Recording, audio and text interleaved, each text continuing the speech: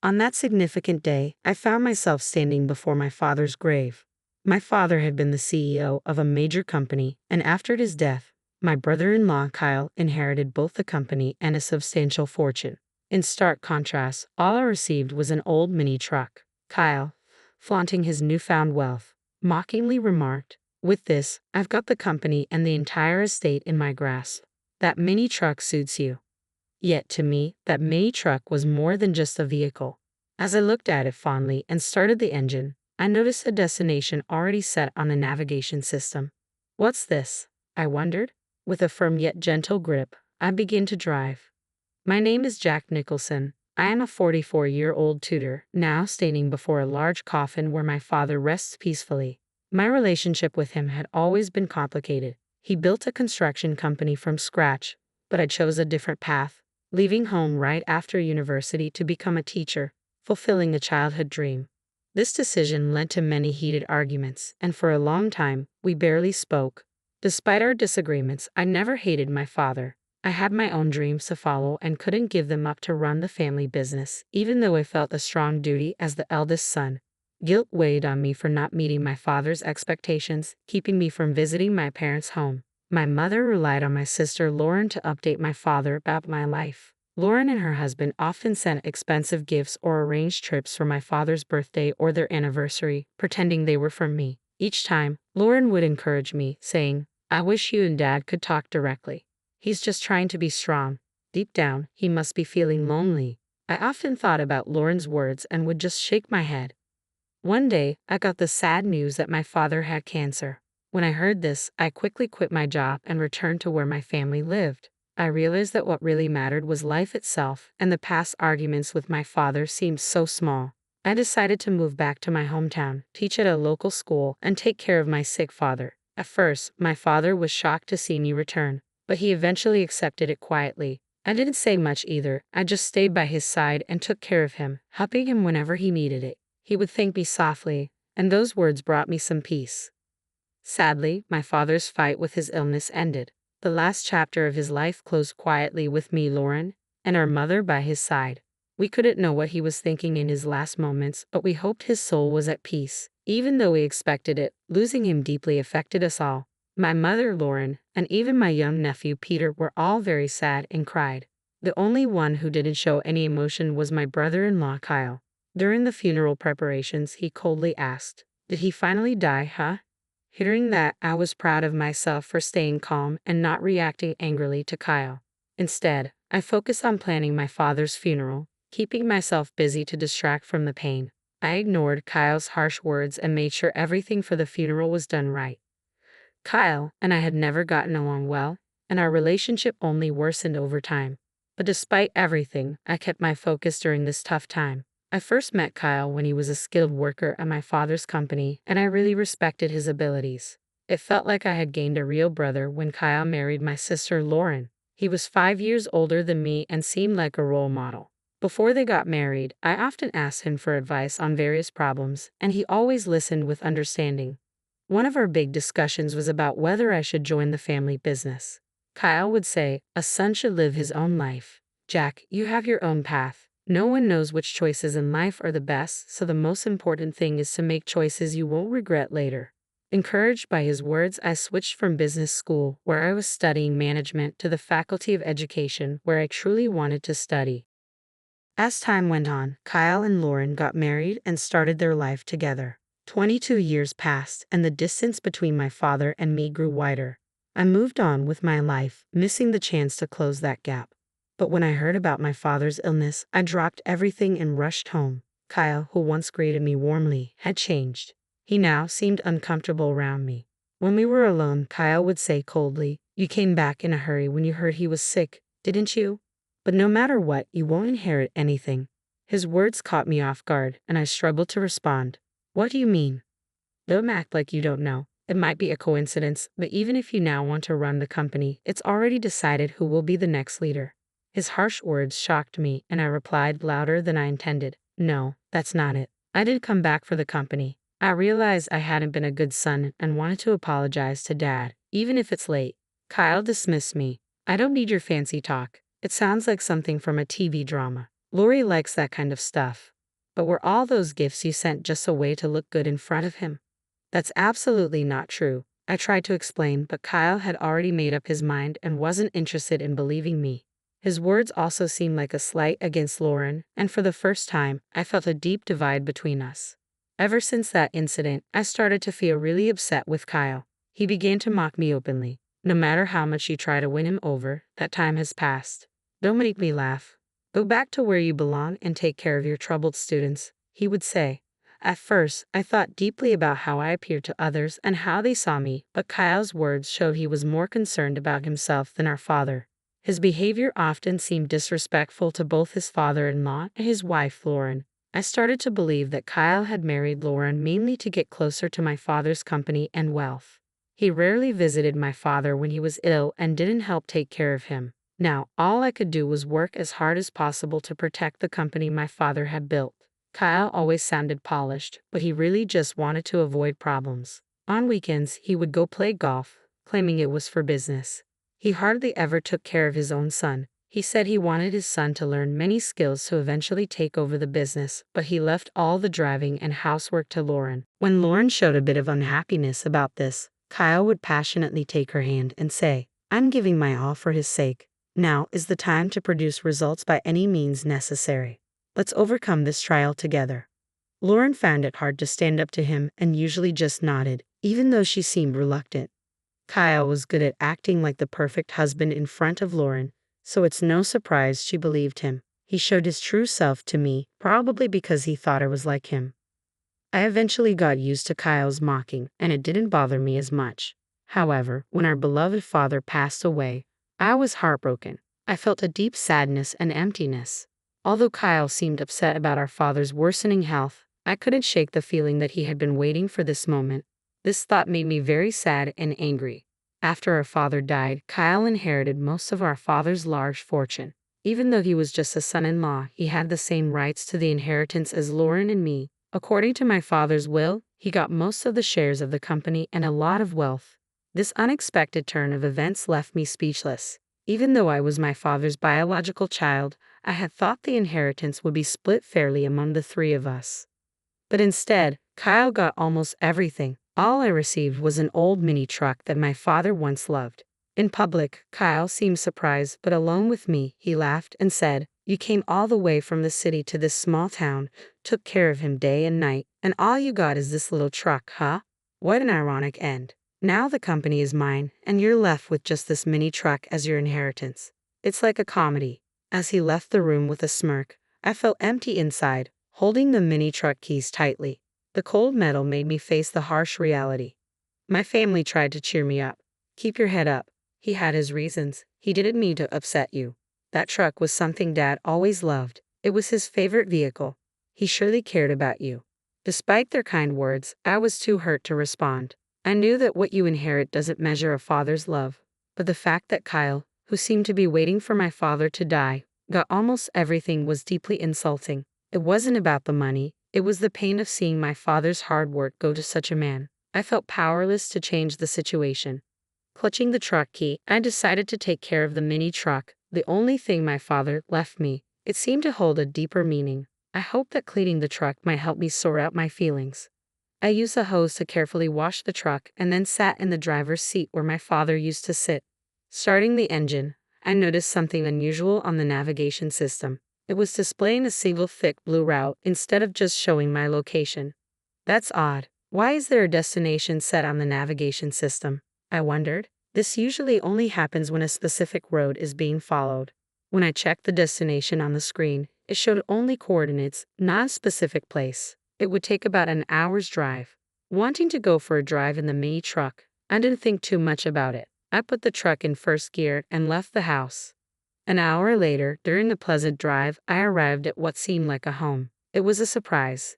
In front of me was a small, modest house, quite different from the larger homes in my hometown. It felt warm and inviting. The area was quiet, and I couldn't see or hear anyone else around. I got out of the truck and stood in front of the house, feeling a bit confused. There were no signs to indicate what this place was, but it seemed the navigation system had brought me here for a reason. With some hesitation, I rang the doorbell. As the door slowly opened, the person I saw was the last one I expected. My mom? I've been waiting, Jack. Come in, dear, she said. Why are you here, Mom? And how come this place was set in Dad's navigation system? I asked. I will explain everything, but first come inside and relax, she replied.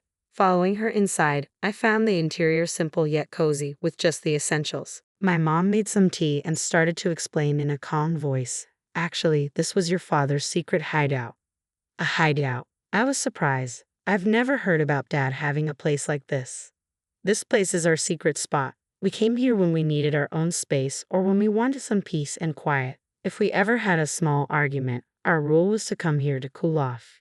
You didn't know about it, did you? She continued. No, I didn't, I replied, still trying to absorb this new information. And this, she said, handing me a brown envelope. This is something your father wanted you to have. The envelope was slightly bulging, as if something important was packed inside. I decided to read the letter addressed to me. Jack, I have caused you a lot of trouble and made you endure unbearable hardships over the years. I am truly sorry from the bottom of my heart. The letter began. It was filled with my father's reflections on his past mistakes and his deep gratitude toward me. He wrote, Your mother often tells me that it was your choice to leave home, and a son has the right to choose his own path in life.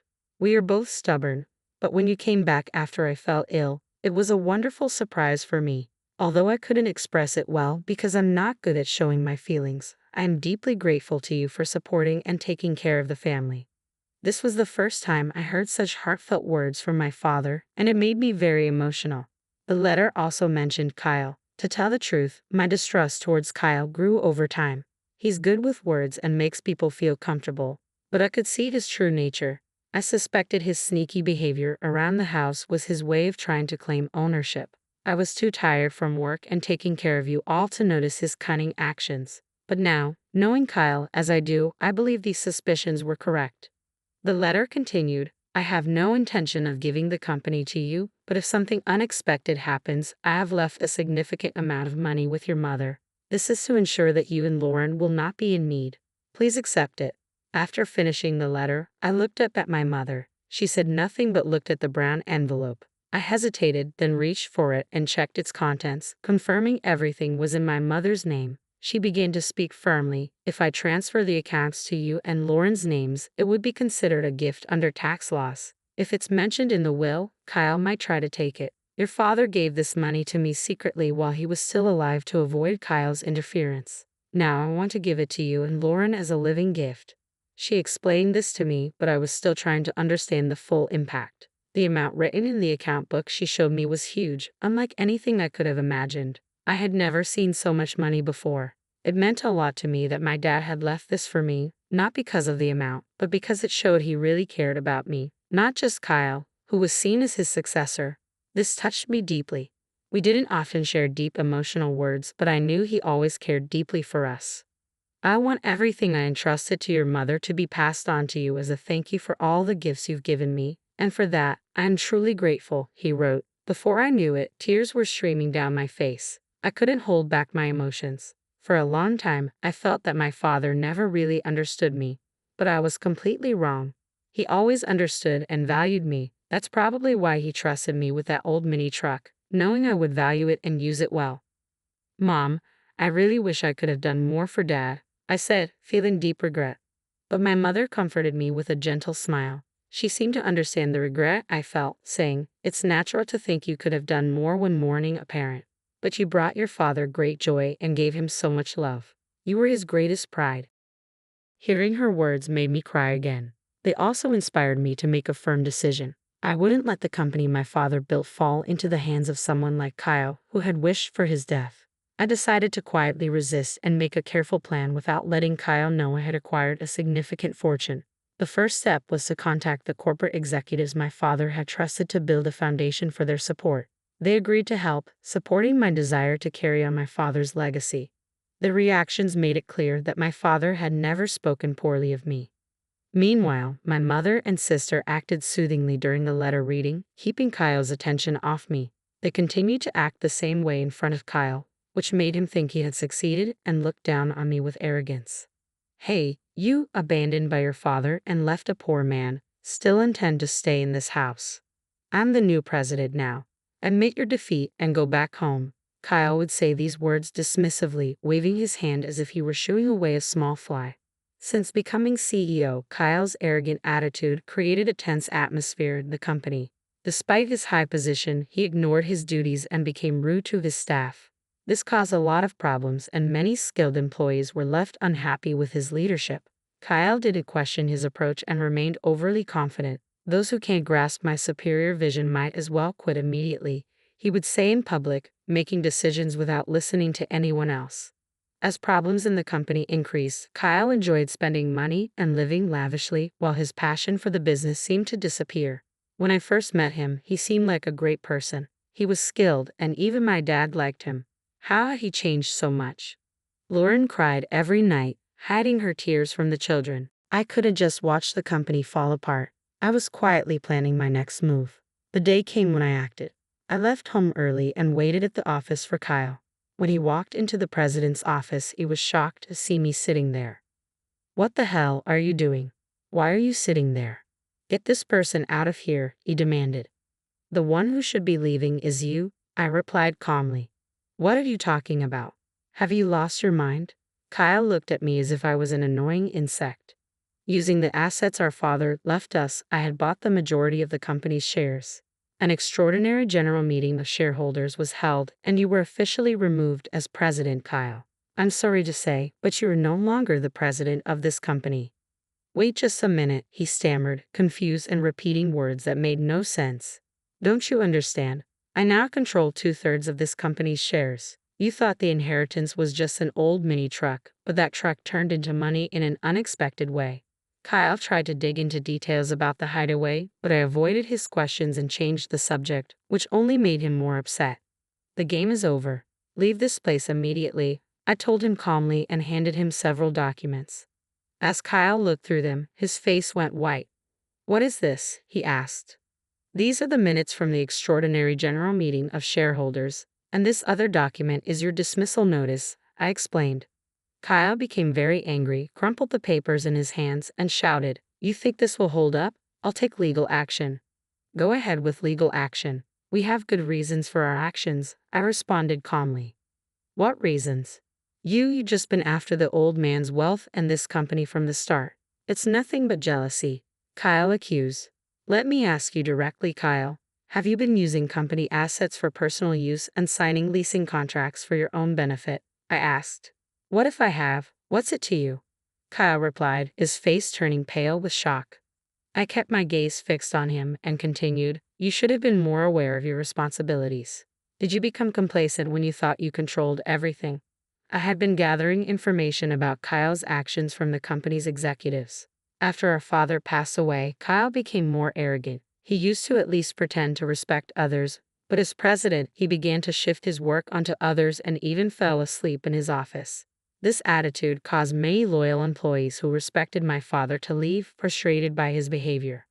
Kyle, upset by the situation, doubted my ability to manage, emphasizing that it was impossible for me to fulfill the role of a manager. "You have never worked a day in this company. Think about it. How can someone with no experience in running the company become president? It's impossible to trust management to someone like you," Kyle argued. "You're absolutely right," I agreed. "I have no intention of becoming the president of this company. My sitting in this chair is just a symbolic message to you. In fact, a new president has already been elected by a different board of directors and is already carrying out their duties." Kyle was stunned. He stood there with his mouth open and his eyes wide, shocked by the turn of events. He had been sure that I was after the presidency and had schemed to replace him. As I've said many times, I'm not after the president's position. My only goal is to honor my father and protect the company he spent his life building, I explained. "Who would believe such fancy talk?" Kyle retorted. He thought I only cared about the wealth and status that came from our father, not his true worth. After my reply, Kyle trembled with anger for a moment, but then composed himself. "Do you think this is over and you can just enjoy it?" He scoffed and then stormed out of the president's office. That night, something unexpected happened. Lauren threw divorce papers at Kyle, ending their marriage. This was a result of his misconduct at the company and his eventual firing. The new president was chosen from among the directors who respected my father and were determined to protect what he built. I felt the company should be led by someone who would continue my father's legacy, a sentiment my mother and sister supported. As I coordinated Kyle's dismissal with the lawyers, Lauren was preparing for the divorce. On the day she mentioned divorce, her hurt voice filled the house with a heavy atmosphere. "Why do you turn away from me now? Is it because I've lost the title of president and you've lost interest in me?" Kyle asked. Maintaining her calm but firm demeanor, Lauren replied, "There's no point in talking about betrayal. You were the one who betrayed our relationship from the start. Your love was not for me but for the title of the president's daughter. You neglected our home, didn't help raise our children, showed no respect to our sick father, and in the end, you tried to take everything from our father for yourself. Now it's time for you to face the consequences." Kyle had no response to Lauren's words. She had endured a lot, worrying about her children's futures and the fate of the company, but thankfully, the inheritance from our father gave her a solid financial base to raise her children. After the divorce, we planned to live a peaceful life away from conflict with our mother and sister. Our only concern was the possibility of retaliation from Kyle, but he was now out of funds. He had lost a lot of money to an investment scam and was even in debt. This scam involved the man pretending to be from a brokerage firm who was actually a fraudster. Kyle was played by convincing words, losing a significant amount. This situation showed how people could exploit those who suddenly have a lot of money. Now Kyle was suffering the financial consequences of his actions. Meanwhile, I spent fulfilling days taking care of my mother. I enjoyed a peaceful, comfortable life, continuing my work at the tutoring school. My mother and I also took great joy in caring for my nephew Peter, who was very fond of us. His presence added happiness to our daily lives. "When I grow up, I'm going to be a president like Grandpa," Peter declared, his words filled with the innocence of childhood dreams. This brought smiles to our faces and even made my mother tear up with emotion. Lauren and I exchanged knowing looks, our smiles reflecting warmth and understanding.